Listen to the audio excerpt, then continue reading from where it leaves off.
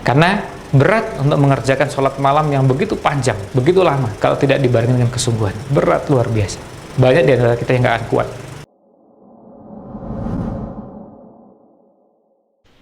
Assalamualaikum warahmatullahi wabarakatuh. Bismillah, alhamdulillah, wassalatu wassalamu ala rasulullah, wa ala alihi wa sahbihi wa mawalah amma ba'd. Sahabat teras dakwah rahimakumullah, salah satu dari pelajaran yang kita bisa petik dari Ramadan Rasulullah SAW dan para sahabat adalah himmah, semangat dan tekad yang kuat. Salah satu pelajaran yang kita bisa dapatkan dari Ramadannya Rasulullah SAW dan Ramadannya para sahabat, yang kemudian diteruskan pada Ramadannya tabi'in dan Ramadan ulama-ulama Islam. Kita bisa melihat hal tersebut dari banyak contoh. Ya, kita bisa lihat misalnya pada kehidupan Rasulullah SAW dari 9 Ramadan yang ada, bagaimana kesungguhan beliau. Mau apa yang kita ambil? Kesungguhan puasanya, sholat malamnya, tilawatil Qur'annya, kedermawanannya, atau yang lainnya. Nampak terlihat kesungguhannya. Tentu kita tidak mengukur dengan persoalan angkanya, berapanya. Misalnya kalau kita bicara tentang sholat tarawih yang dikerjakan Nabi Sallallahu Alaihi Wasallam, bahasan kita bukan cuma persoalan kuantitas, tapi kualitas. Kualitasnya seperti apa? Kualitas sholat tarawihnya Nabi Sallallahu Alaihi Wasallam. Dalam salah satu hadis di kitab Sunan dari Abu Dzar radhiyallahu an, kita bisa mendapatkan gambaran salat tarawihnya Nabi SAW di malam 23 Ramadan, beliau kerjakan mulai ba'da isya sampai sepertiga malam. Di malam 25 Ramadan, beliau kerjakan mulai ba'da isya sampai tengah malam. Di malam 27 Ramadan, beliau kerjakan mulai ba'da isya sampai waktu sahur hampir habis. Nah, itu menunjukkan pada kita kesungguhan. Ini menunjukkan kesungguhan. Selain juga tentu ada bahasan berhubungan dengan angka, iya. Tapi kalau kita bicara seandainya di 3 malam tersebut sholat yang dikerjakan mau dengan angka berapapun, mau dibilang 11, mau dibilang berapapun angkanya selain 11 yang sampai sepertiga malam, 11 yang sampai tengah malam, 11 yang sampai dengan hampir 1 malam utuh, sama-sama 11 tapi menunjukkan kualitas yang berbeda. Nah, untuk menjalani itu pasti tidak mungkin bisa terwujud tanpa kesungguhan. Karena berat untuk mengerjakan sholat malam yang begitu panjang, begitu lama, kalau tidak dibarengi dengan kesungguhan. Berat luar biasa. Banyak di antara kita yang nggak akan kuat. Banyak di antara kita yang belum tentu kuat membahas hal-hal seperti ini, kemudian memahaminya, lalu mempraktekannya. Kalau cuma sekedar wacana, mengkaji saja tentu ringan. Membahasnya tidak seberat kalau dibahas, dikaji, untuk kita renungkan, lalu kemudian kita praktekkan, kita amalkan. Ini yang berat. Ya, ini yang berat. Tadi mempraktekannya ini yang berat. Nah, ini sholat malamnya. Kemudian kalau kita lihat kedermawanan Rasulullah SAW juga begitu. Kita dapatkan dalam hadis yang sahih, Rasulullah SAW dijuluki sebagai ajwadan nas, orang yang paling dermawan. Wa kana ajwada ma yakunu fi Ramadan. Dan beliau lebih dermawan lagi ketika bulan Ramadan. Nah, sekarang kalau kita lihat, beliau ini sudah paling dermawan, lalu di bulan Ramadan lebih dermawan lagi. Gimana caranya membayangkan kedermawan? Beliau sudah paling dermawan, ajwa dan nas, ya, orang yang paling dermawan. Mau bandingkan dengan sahabat yang lain, ini paling dermawan. Di bulan Ramadan lebih dermawan lagi. Ini menunjukkan kesungguhan. Sekali lagi jangan bicara tentang angka, karena dermawan itu ukurannya bukan dengan angka semata. Misalnya begini, kalau ada orang miskin berbagi dengan orang kaya berbagi dengan nilai yang sama, tentu berbeda. Angkanya sama, tapi yang satu miskin, satu kaya, tentu berbeda. Ya, berbeda di mata Allah SWT. Karena apa? Karena di hadapan Allah SWT, yang ini miskin, yang ini kaya. Sementara donasinya sama, maka kedermawanannya berbeda di sisi Allah SWT. Demikian pula bentuk yang lain. Kalau kita lihat misalnya, kedermawanan itu ketika dalam keadaan lapang dan dalam keadaan sempit. Orang kalau bisa terus berderma atau membantu orang, menyisihkan sebagian yang dimiliki dalam keadaan lapang maupun dalam keadaan sempit, maka ini artinya proses tahapan dan tingkatan keimanan sudah terus naik sampai pada tingkatan yang lebih tinggi. Dan lagi-lagi ini membutuhkan kesungguhan. Lalu kita juga lihat misalnya pada kisah berkaitan dengan bagaimana para sahabat berlomba-lomba. Kita juga melihat kesungguhan luar biasa. Kesungguhan untuk bisa menyisihkan sebagian yang dimiliki, ingin mengalahkan saudaranya dalam amal kebaikan dengan kebaikan yang lain, kebaikan yang lebih. Ini yang sering kita istilahkan dengan nama fastabiqul khairat, berlomba-lomba dalam kebaikan. Bagaimana caranya agar bisa mengalahkan saudaranya dalam kebaikan? Saudaranya bisa berbuat baik, dia juga bisa berbuat baik. Saudaranya qiyamul lail, dia juga berusaha untuk qiyamul lail. Saudaranya qiyamul lail 1 jam, bagaimana caranya dia bisa qiyamul lail 1,5 jam? Saudaranya 1,5 jam, dia bisa 2 jam. Yang saudaranya 2 jam, dia tingkatkan lagi 2,5 jam terus. Nah, semangat ini yang membuat orang kuat mengerjakan amalan-amalan tersebut. Tapi kalau semangat itu sudah hilang, himmah itu sudah tidak ada, tekad itu sudah tidak ada, maka amal yang dikerjakan bisa jadi biasa-biasa, tidak terlalu berbobot, tidak terlalu berkualitas.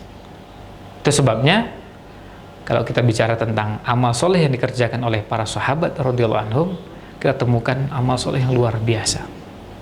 Amal-amal soleh yang memang kalau kita lihat di zaman sekarang sulit mencari, dan memang tidak akan kita temukan masyarakat dengan kesadaran, semangat, pemahaman yang semuanya itu saling menunjang kemudian memunculkan generasi terbaik. Bukan berarti bahwa di generasi kita tidak ada, tetapi secara kolektif masyarakat seperti sahabat dengan kualitas seperti itu yang sulit ditemukan. Kalau perorangan 1-2 yang punya kebaikan yang ada di zaman sekarang bisa seperti orang-orang pada generasi terdahulu, mungkin ada, bisa terjadi, dan itu kita bisa temukan contohnya. Salah satu contoh terbaru yang saya dapatkan adalah seorang anak yang mungkin sebagian kita sempat nonton tayangannya, dan saya lihat di media sosial sudah sempat diterjemahkan ke dalam bahasa Indonesia. Seorang anak yang hafal Quran, tapi juga hafal hadis-hadis Nabi SAW, bukan hanya hafal Sahih Bukhari, Sahih Muslim, tapi juga hafal Sunan Abi Daud, Sunan Tirmidzi, dan sekian banyak kitab-kitab hadis yang tentu panjang kalau saya sebutkan, dan kemampuan hafalan yang sangat luar biasa. Dan anak ini baru usianya belasan tahun, kalau tidak salah waktu itu baru 11 tahun. Nah, kemudian dites hafalannya oleh Syekh Yahya Al-Yahya, pimpinan program tahfidz atau hifdzus sunnah, yang ketika dites dia pun sanggup menyebutkan hadis dengan sangat cepat dan luar biasa. Disebutkan hadisnya, lalu diminta menyebutkan siapa sahabat yang meriwayatkan dan terdapat dalam kitab apa. Kalau kemudian hadisnya selain Sahih Bukhari dan Muslim, siapa yang mensahihkan hadis tersebut. Nah, yang menarik, dan saya bukan ingin berbicara tentang hafalannya, tetapi yang menarik adalah karena anak ini sudah hafal Quran dengan sangat baik, yang sering diistilahkan dengan hafalan yang mutqin. Ramadan tahun lalu berhasil mengkhatamkan Al-Quran 60 kali, dan Ramadan tahun ini menargetkan hal yang sama. Insya Allah akan menargetkan menyelesaikan hafalan Qurannya, murojaahnya sebanyak 60 kali. Jadi membaca Qurannya dengan hafalannya sebanyak 60 kali. Ini targetnya di Ramadan tahun 1441 Hijriah. Nah, kalau kita lihat, yang membedakan yang bersangkutan dengan kita adalah himmah, selain ada perbedaan yang lain. Artinya bagaimana anak dengan keterbatasan keterbatasan penglihatan, tidak bisa melihat. Sementara kita ini, alhamdulillah sebagian besar kita ini bisa melihat, dan alhamdulillah bisa menikmati sekian banyak karunia yang Allah berikan, bisa melihat dengan luasa. Nah, tapi apa yang terjadi? Kita tidak memanfaatkan nikmat tersebut, tidak dengan sungguh-sungguh. Bagaimana nikmat ini kita gunakan di jalan Allah SWT. Sayangnya, sebagai nikmat yang Allah titipkan kepada kita ini justru kadang-kadang membuat kita lalai, jauh dari Allah Subhanahu wa taala. Maka wajar kalau kita harus introspeksi diri, harus berbenah, harus mengoreksi bahwa apa yang selama ini kita lakukan ini perlu kita perbaiki. Salah satunya adalah ada unsur yang berhubungan dengan himmah atau semangat. Karena banyak yang sebetulnya dengan semua keterbatasan kita bisa menghasilkan karya-karya. Coba lihat salah seorang ulama di mazhab Hanafi, penulis kitab Al-Mabsut. Ada yang mengucapkannya As-Sarkhasi atau As-Sarakhsi, seorang imam yang menulis karya yang begitu besar, karya yang fenomenal di mazhab Hanafi yang dinamakan dengan kitab Al-Mabsut. Ulasannya panjang lebar. Beliau menulis buku itu ketika di penjara. Bukan dalam keadaan seperti kalau kita sekarang di rumah, terkurung di rumah, nggak bisa kemana-mana. Bukan, di penjara. Kalau kita di rumah kita masing-masing, seperti di penjara, tapi masih enak. Ada kasur yang empuk, kemudian bisa berpindah dari ruang tamu ke ruang tengah, kalau mau buang air ke kamar mandi, terus masih bisa lagi kembali ke, ya suasananya masih lebih nyaman. Dan dalam kondisi seperti itu, beliau berhasil melahirkan karya yang dengan cara apa?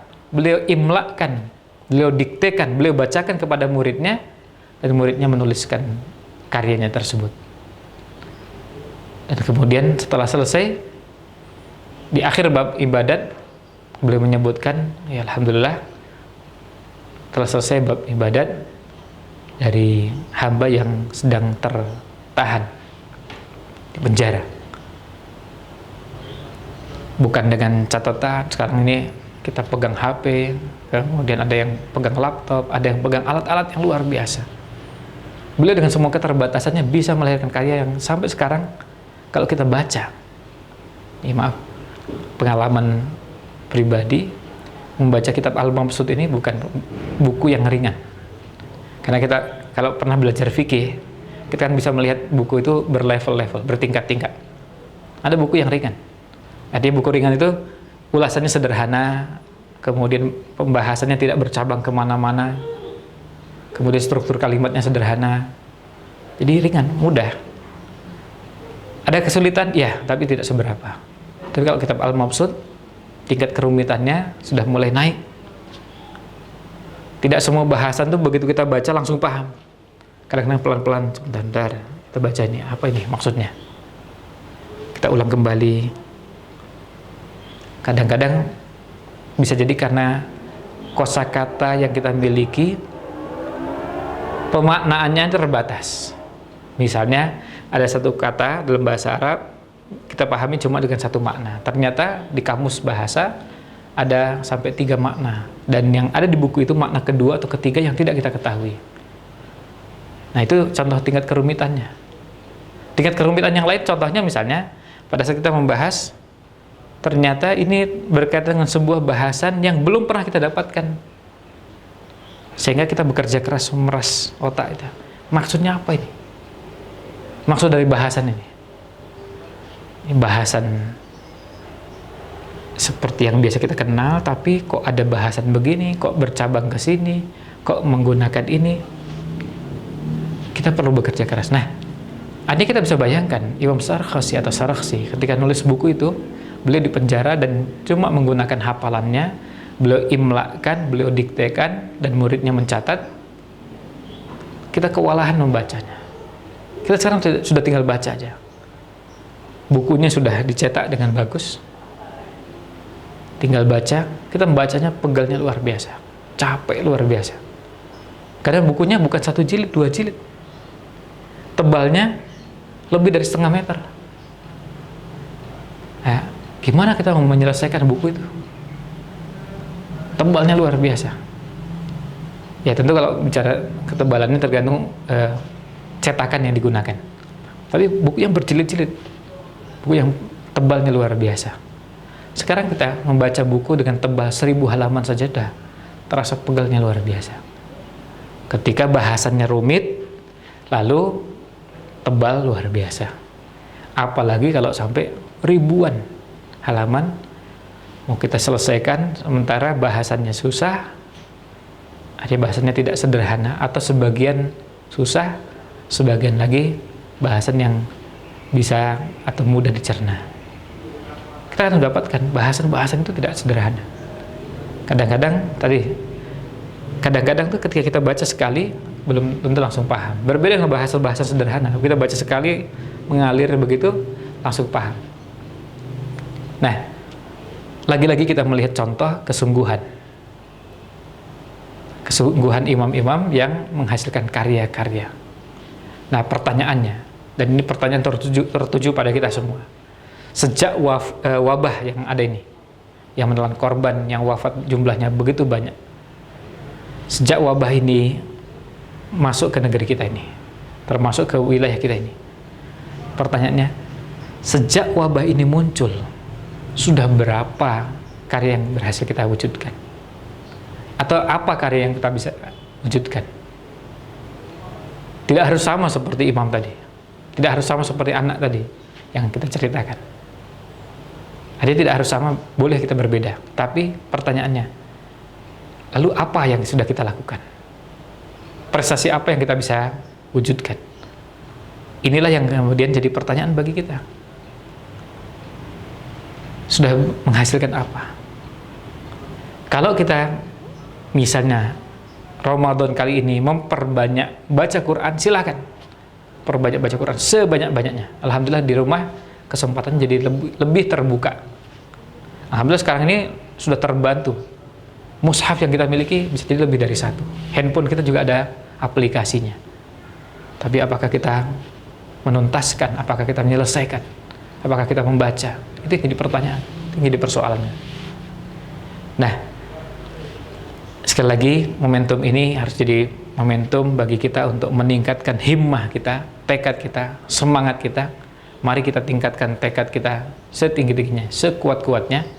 Kita memohon kepada Allah SWT, mudah-mudahan musibah yang ada ini menjadi momentum bagi kita untuk bisa meningkatkan semangat kita, semangat dalam mengerjakan sholat, semangat mengerjakan puasa, semangat mengerjakan zakat, mengerjakan sholat malam, tilawatil Quran, berzikir, berdoa, dan sekian banyak amal. Sebab kalau sudah ada semangat, kemudian pintu ilmu itu sudah Allah bukakan, kita melanjutkannya lebih gampang. Dan kita lihat biasanya orang beragama itu menjalankan agama kan modalnya dua, ada ilmu yang benar dan kemudian ada semangat juga yang kuat. Karena kalau punya semangat tanpa ilmu yang benar, kadang-kadang nabrak-nabrak, kadang-kadang mengerjakan sesuatu yang keliru, yang salah karena berangkat dari semangatnya, mengira bahwa itu benar dengan perasaannya karena tidak berbasis ilmu. Tapi ada juga yang punya ilmu tapi sayangnya tidak punya semangat yang kuat. Dia tahu tuntunannya ini tapi tidak punya semangat yang kuat untuk mengerjakan. Ini juga menjadi problem dalam kehidupan kita. Maka kita memohon kepada Allah SWT supaya Allah bimbing kita punya semangat tapi juga punya ilmu yang benar. Jadi, semangat yang kuat dan ilmu yang benar mudah-mudahan bisa menjadi modal untuk kita melangkah menapaki tangga-tangga dalam talabul ilmi ini, kemudian memahaminya dan mengamalkannya. Karena ilmu yang kita dapatkan dari ustadz-ustadz kita, dari guru-guru kita, selain untuk kita ketahui, kita pahami, tentunya juga untuk kita amalkan. Nah, ini ulasan yang bisa kami sampaikan. Mudah-mudahan ada manfaat yang kita bisa ambil. Mohon maaf jika ada yang kurang berkenan. Wallahu a'lam. Wassalamualaikum ala nabiyina Muhammad wa ala alihi wa sahbihi ajmain. Subhanakallahumma wa bihamdika asyhadu an la ilaha illa anta astaghfiruka wa atubu ilaik. Wassalamualaikum warahmatullahi wabarakatuh.